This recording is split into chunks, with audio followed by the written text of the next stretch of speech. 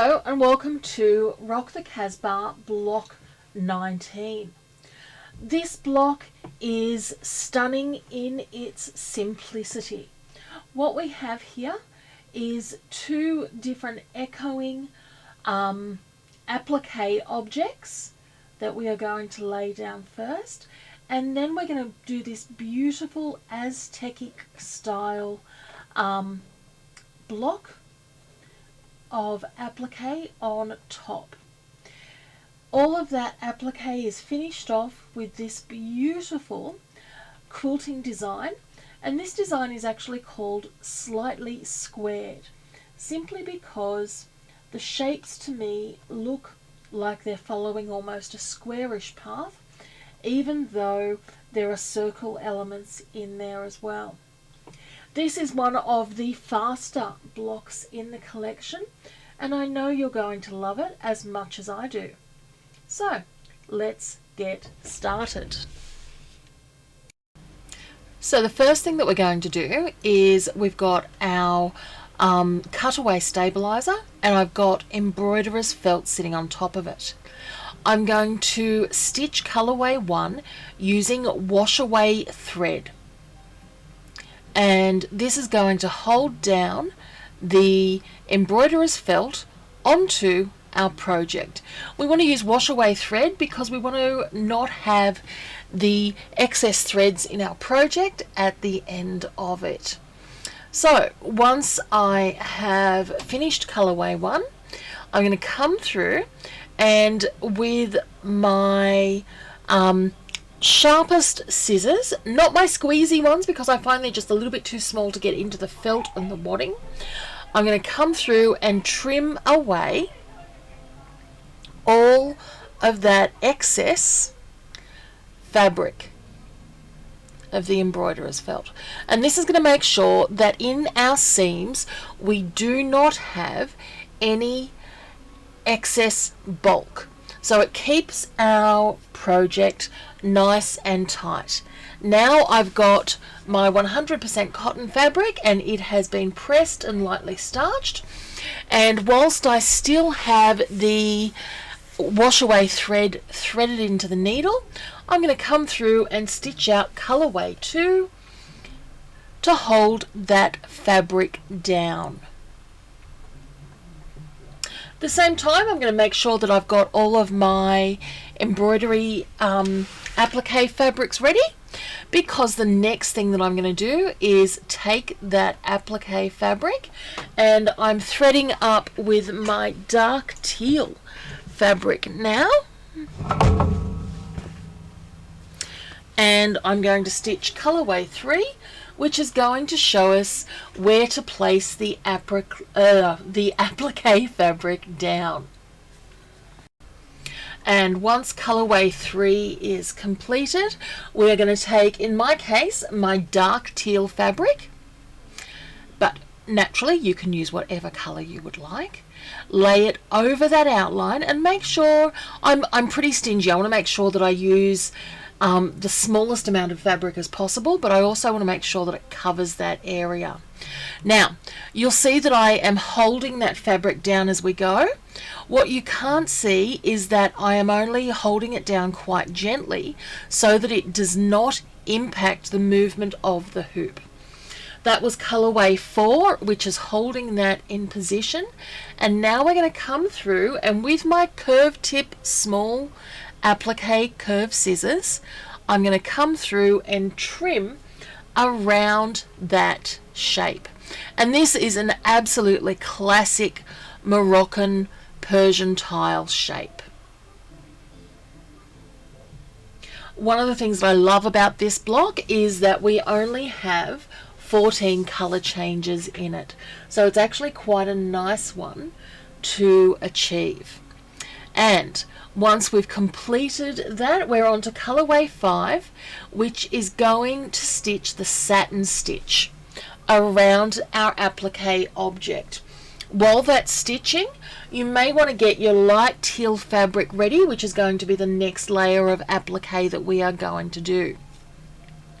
Now you might notice how fast my machine is stitching here.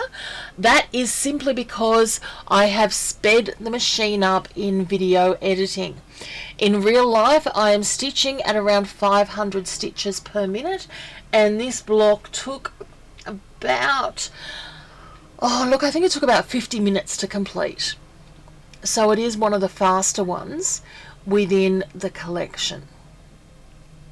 Now, as always, my applique stitching is finished off with a beautiful outline stitch on each side of that satin, which just gives it a beautiful finish. And now I'm going to change to my medium or light teal thread, and I want to stitch out colorway 6. And that is going to show us exactly where to place the medium or light teal fabric, or your second fabric color. And really this shape is just being echoed around at this point.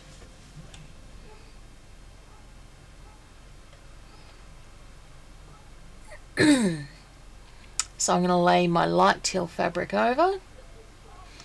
I love the feature on my machine that allows me to pull it forward and place things really with precision, and then move the hoop back. And now it's colorway 7, which is going to hold that applique fabric down.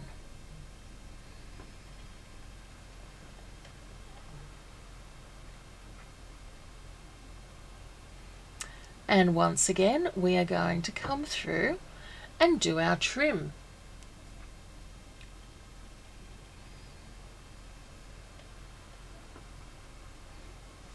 Now, if you don't have the ability to move your hoop forward, feel free to take it out of the machine. What I do recommend is making sure that you are always trimming on a flat surface. What that means is that you are just going to end up with a much better result than you would without, with say trimming on your knee. And now colorway 8 is going to satin stitch around our object.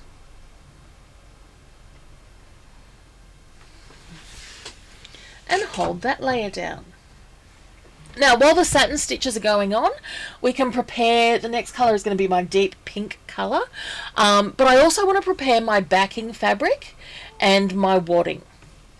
So I'm making sure that my backing fabric doesn't have any, sorry, what's the word I'm looking for? Any puckering or anything to it. I like to iron it, and cutting my wadding to size.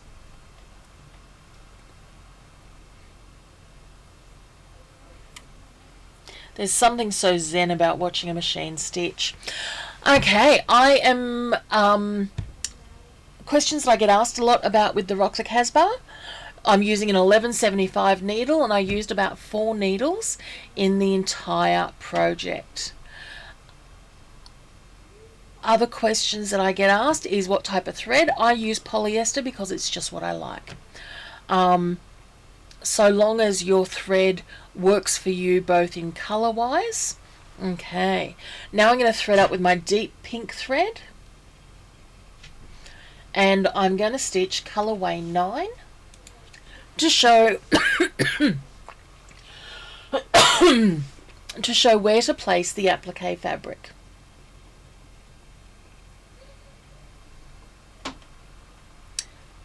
I really love this pink fabric. It's just so pretty.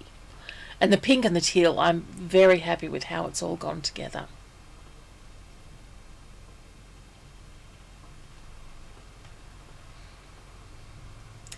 Now, the trimming of this one is quite interesting because I'm actually going to trim out the center section that we are just stitching through there.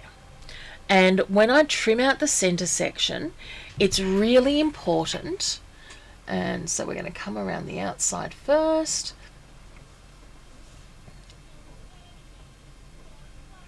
And you want to cut as close as you can. It's one of the reasons that I really do love the curved scissors. And you can see there, I've just used those scissors to get under the first layer of fabric and cut it away so that I am exposing that second layer.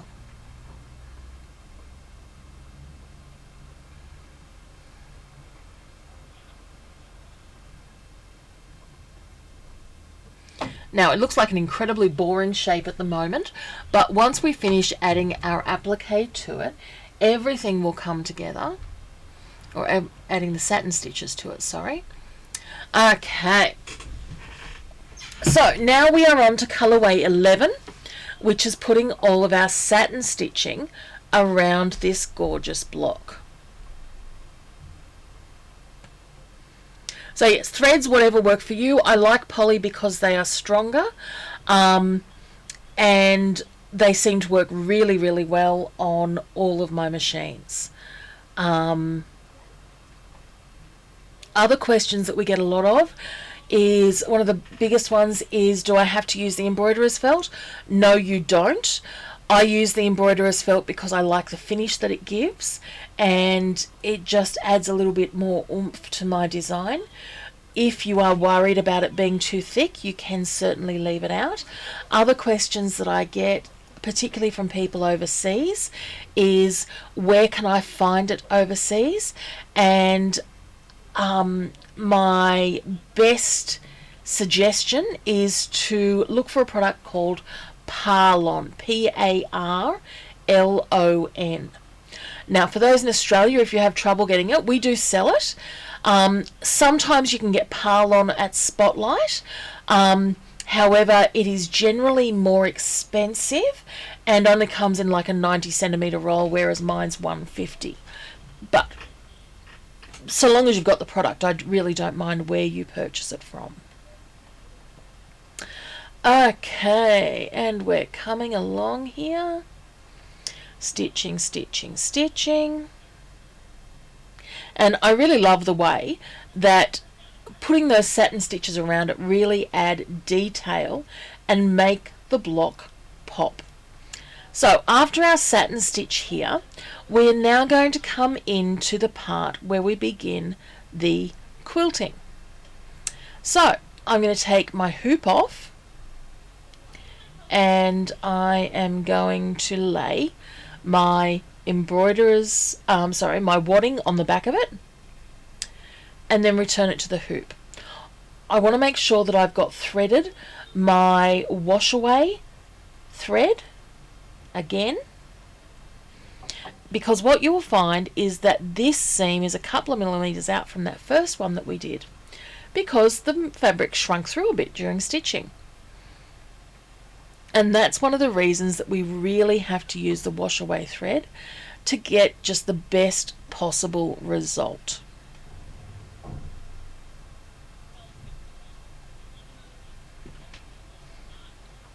And now that I've got that laid on, I'm going to come through and cut away the excess wadding, same as we did for the embroiderer's felt, and that's so that we don't have any of that bulk in our seams.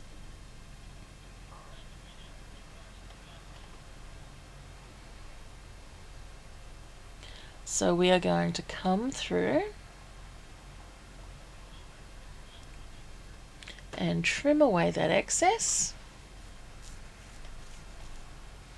Take our backing fabric, and you can use any type of backing fabric you want. This was stuff that I had in my stash.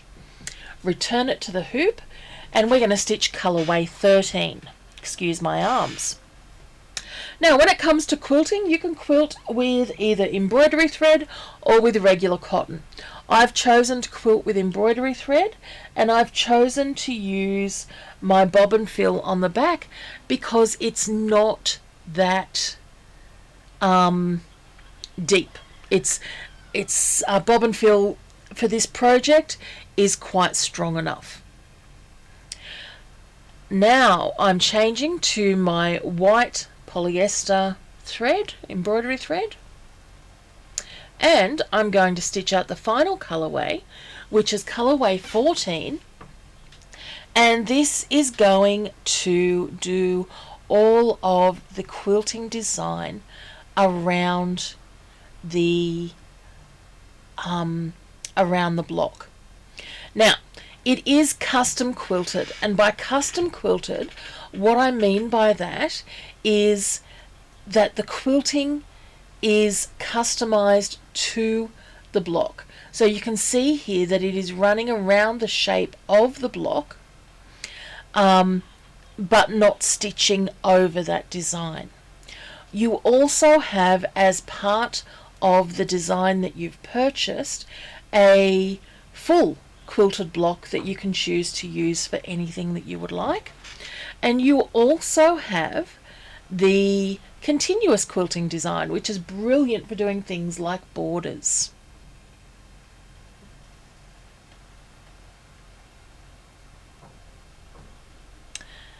And I just love how smoothly that stitching looks, and at just how much the block pops once the quilting has been added to it.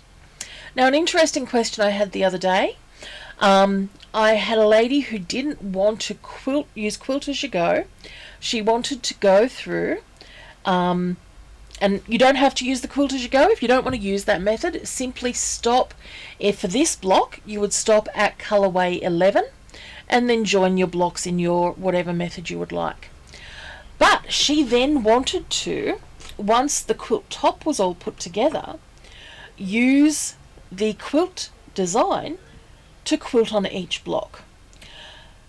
Philosophically, you should be able to do that, but I would not like to guarantee it, and I would practice first. Okay, that's our block finished. Let's have a look at the finished product.